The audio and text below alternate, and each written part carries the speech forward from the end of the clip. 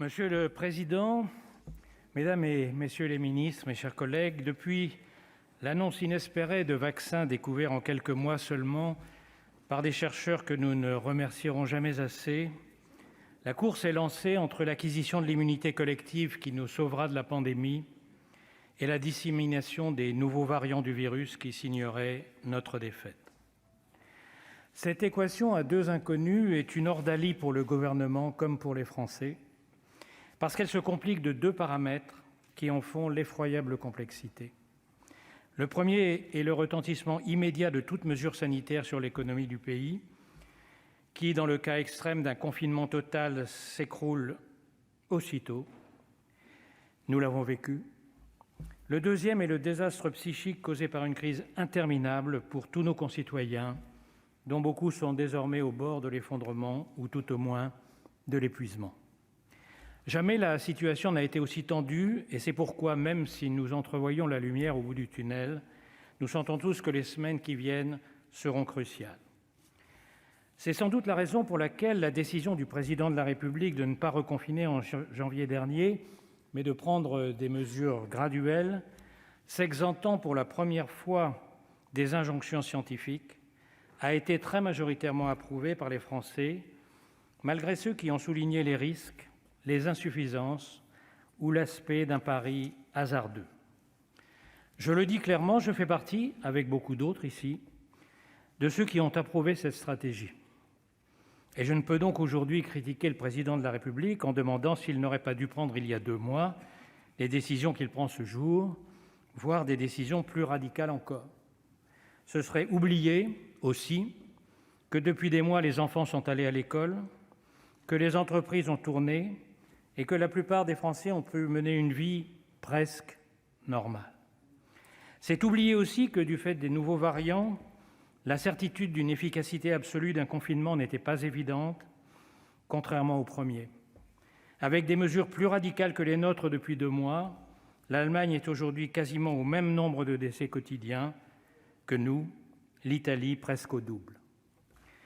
Le même dilemme se pose aujourd'hui avec une intensité décuplée par des courbes qui remontent, par des critiques qui fusent à nouveau, et enfin, et peut-être surtout, par les pressions pour des mesures radicales d'une partie du corps médical, peut-être déçu qu'on ne suive plus ces prescriptions à la lettre.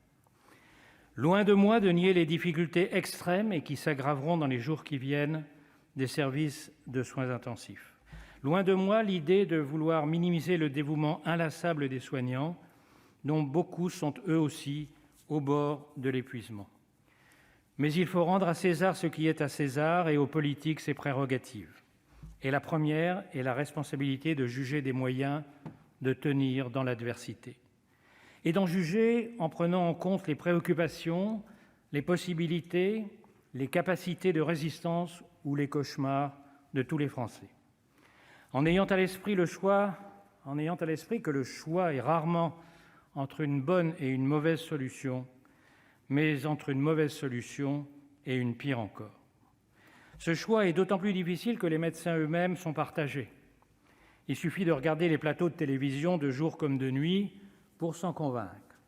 Ces derniers jours, 41 médecins de l'AP-HP expliquaient dans une tribune au Monde, je crois, « Nous n'avons jamais connu une telle situation, même durant les pires attentats de ces dernières années. » Tribune à laquelle le président de l'Association des médecins urgentistes de France répondait le lendemain : « Pour l'instant, ce n'est pas la Bérésina.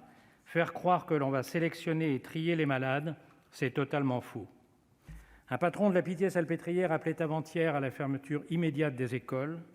La Société française de pédiatrie lui répondait le lendemain : « Il faut tout faire pour éviter de fermer les écoles. » C'est dans ce contexte que le Président de la République a dû prendre une décision que j'imagine déchirante. Camper sur des mesures dont il apparaît désormais qu'elles ne suffisent plus à réduire l'épidémie, c'était la certitude de perdre la course de vitesse contre le virus. Reconfiner totalement, c'était une capitulation. C'était aussi le risque d'une révolte d'une partie de nos concitoyens. Et nous le voyons tous dans nos départements. L'exécutif a choisi l'accentuation des mesures de freinage plutôt que le retour à un confinement strict, étendre à l'ensemble du territoire métropolitain les mesures qui prévalaient déjà dans les territoires les plus touchés et prolonger les vacances scolaires de 15 jours tout en laissant ouvertes les crèches et le primaire. Ces mesures seront sans doute douloureusement ressenties dans des régions qui pouvaient se sentir à l'abri, mais qui en réalité, chaque jour nous le démontre un peu plus, ne le sont pas, par des commerçants déjà durement éprouvés et par des parents épuisés, se demandant comment ils pourront concilier profession et garde des enfants.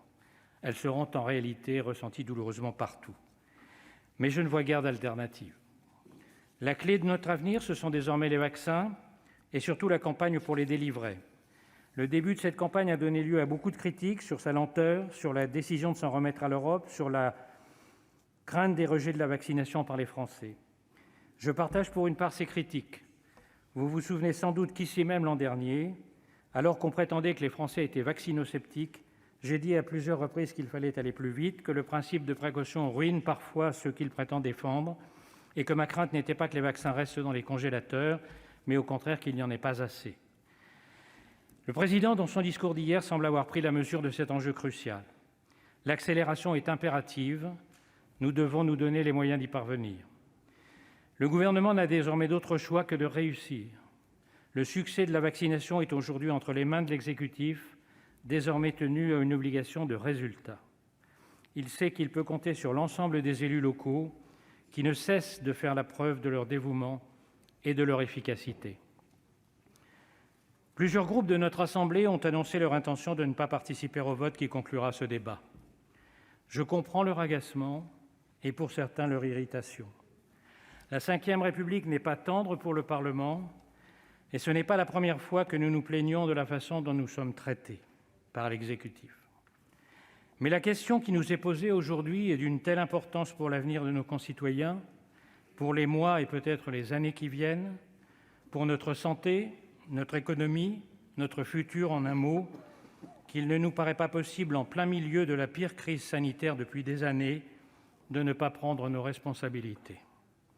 Les Français ont le droit de connaître l'opinion de leurs élus lorsque l'essentiel est en jeu. C'est la raison pour laquelle nous participerons à ce scrutin. C'est toujours lorsqu'on est sur le point de réussir que la tentation de renoncer est la plus forte. C'est toujours le dernier effort qui est le plus douloureux. C'est celui qui nous est demandé aujourd'hui. Mais il est pour la première fois accompagné d'un message d'espoir crédible qui permet de fixer des échéances précises et annoncées. Cette crise est une épreuve, mais ce n'est qu'une épreuve, et l'humanité en a surmonté de bien plus graves. Dans quelques mois, grâce au vaccin, grâce à notre respect des règles, grâce à notre solidarité, 2021 sera l'année où nous surmonterons à notre tour l'épreuve qui nous est assignée. Je vous remercie. Merci, Monsieur le Président. Je donne la parole maintenant au président Guillaume